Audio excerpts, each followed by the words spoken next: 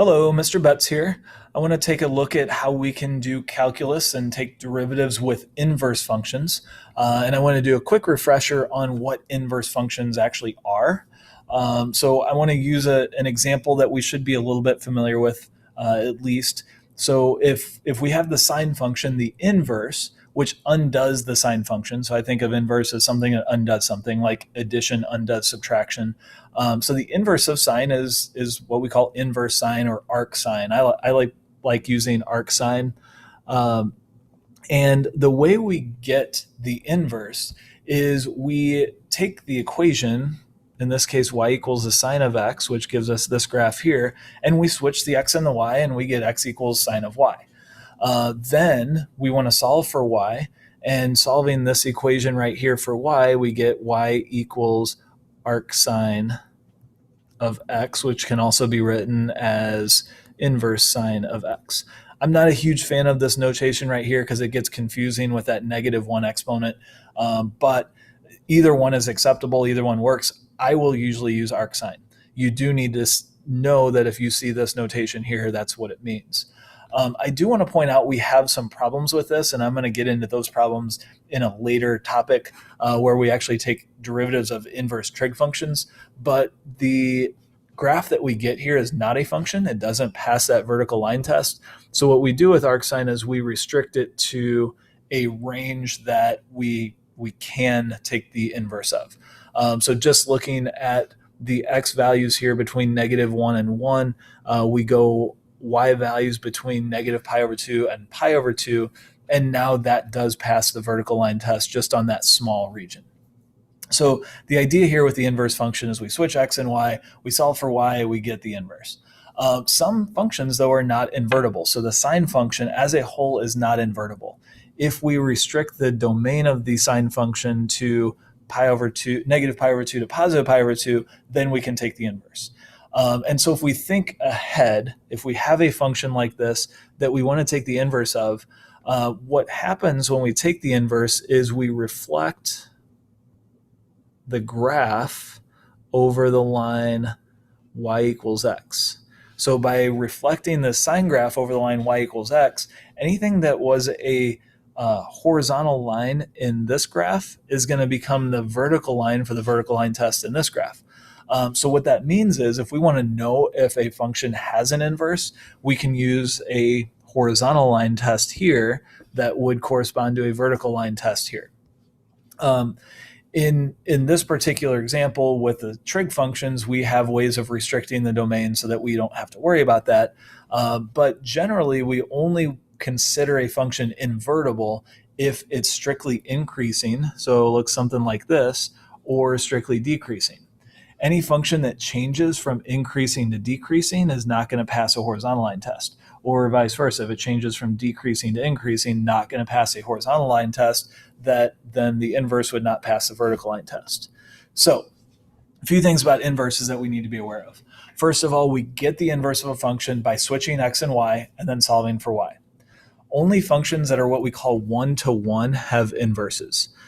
So for something to be a function, what that means is we plug in an x value to the function, and there's only one y value that we get out of it. One-to-one means that it works both ways. We can plug one y value in, and we get one x value out of it. So that would be something that would have to pass the vertical line test and the horizontal line test. So I will refer to the horizontal line test when I'm talking about problems like this. So if it passes the vertical line test and the horizontal line test, that means that there's only one x value for every y value, and it is one-to-one. For that to happen, I mentioned this already, it must strictly be increasing or strictly decreasing. It cannot change from increasing to decreasing or vice versa. If a function is not invertible, like the sine function, we might restrict its domain so that we can take the inverse of just part of the function. Because having the inverse of sine is very useful when we're solving trig functions or trig equations. This is getting more to the important stuff with inverse functions. If f and g are inverse functions, then if we compose f with g and g with f, we get back to what we started with. So if I plug some number into the g function, I plug the result that I get into the f function, I should get back to what I started with. And the same thing works both ways. So these two equations must be true for a function to have an inverse. So f and g are inverses if both of these are true. Sometimes with the, like for sine and arcsine, really only one of them works because we're restricting the domain of sine. So for example, if I plug in 2 pi into the sine function, I'm going to get 0. But if I plug 0 into the arcsine function, I get 0. So this is not an inverse because what I started with, the 2 pi, ends up at a different value on its inverse. So sine as a whole is not invertible. It's only invertible if we restrict its domain. The last thing, this is a graphical approach that's going to be important to us when we actually take derivatives. The graph of a function and its inverse are reflections of each other across the line y equals x. So essentially what happens, and this comes from how we get the inverse to begin with, is that everything that has to do with y becomes x's, and everything that has to do with x becomes y's when we're looking at the inverse. That means that when we're talking about slopes, the slope of a function is a change in y over a change in x. Well, when we take the inverse, the slope is going to be the reciprocal, because now we're going to look at a change in x over a change in y. So we end up flipping to get slopes, x's and y's, and slopes are going to be inverses. So if we have information about a function and we want to answer questions about the derivative of its inverse, then we can use these ideas of how we got the inverse to answer calculus questions. So there's a couple of different ways to approach this, and I'm going to do this 2 different ways here. I'm going to do this particular problem one way, and then I'm going to come back to it later. So we have a function f of x equals x cubed plus x plus 1. I have the graph here. This is not something that right now I would expect you to know is a strictly increasing function. So the graph helps us understand that it is. So it has an inverse, and g is the inverse of f. We want to know what's the derivative of the inverse function at 3.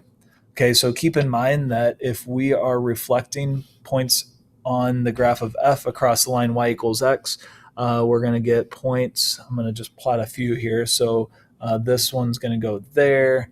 The point here is going to go, well, it's on the line y equals x, so it's not going to move. So we're going to get a graph that looks something like this. Okay, so I want to know then, what is the slope of the tangent line here at g at 3 on g, which is going to be over here somewhere. And to do that, I pointed this out here. So let's kind of take this one step at a time. I want to know what g prime of 3 is. I know that the point at 3 on g is going to correspond to a point on f. So remember, anytime we look at an inverse, we're switching x's and y's. So the point here on f at 1, 3 is going to get mapped to the point 3, 1 on g. Okay, so just like we switch x and y in this equation to get the inverse, we just switch x and y's for any particular point to get the corresponding point on the inverse. So what I'm going to do here is I'm going to kind of make a table here. So I'm going to have information about f of x on one side, and I'm going to have information about g of x on another side. And I'm going to consider what's happening at these corresponding points. So this problem tells me that f of 1 is 3. And this is important because this value matches the value that I'm looking for here in g. So the point 1, 3 on f corresponds to the point 3, 1 on g. And if I'm looking for the derivative of g at 3, I'm looking for the derivative at this point. Okay, so that's convenient, and that's going to happen the way problems are presented to us. So I'm going to ask a question then about the derivative at the corresponding point. So I want to know, what is f prime of 1? All right, so f prime of 1, to get that, we're going to take the derivative here. So f prime of x using the power rule and the sum rule, we get 3x squared plus 1. So f prime of 1 then is going to be 3 times 1 plus 1, which is 4. So the slope of the tangent line to f at this point 1, 3 is 4. So the slope of this line right here is 4. So when we reflect this across the line y equals x, this tangent line is also going to get reflected, and it's going to get reflected to the point of tangency at 3, 1. So when this line right here gets reflected across the line y equals x, anything that had to do with x in this slope is now going to be a y. Anything that had to do with y is now going to be an x. So what's going to happen is we're going to take the reciprocal of this. And the slope of the tangent line here is going to be 1/4. Okay, so when I'm doing a problem like this, the idea is we need to look at what's happening at the corresponding points on the graph of the function and the graph of that function's inverse. And so it's not necessarily intuitive at first when we start working with this, but with the derivative of the inverse function at 3, we're going to ask questions about what's happening on the function itself where the y value is 3.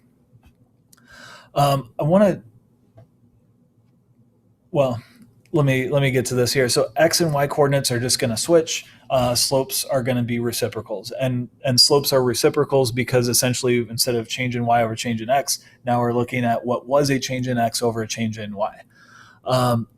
So there's another way to do this, and we get a formula using the chain rule if we take this equation here into account. So remember, if f and g are inverses of each other, then f of g of x should be x. So whatever we plug in here for this, we should get back out of it when we take the function and then the inverse with that value. So if we take the derivative of this expression using the chain rule, then we get the derivative of the mother function, keeping the baby inside, times the derivative of the baby, and the derivative of x is just going to be 1.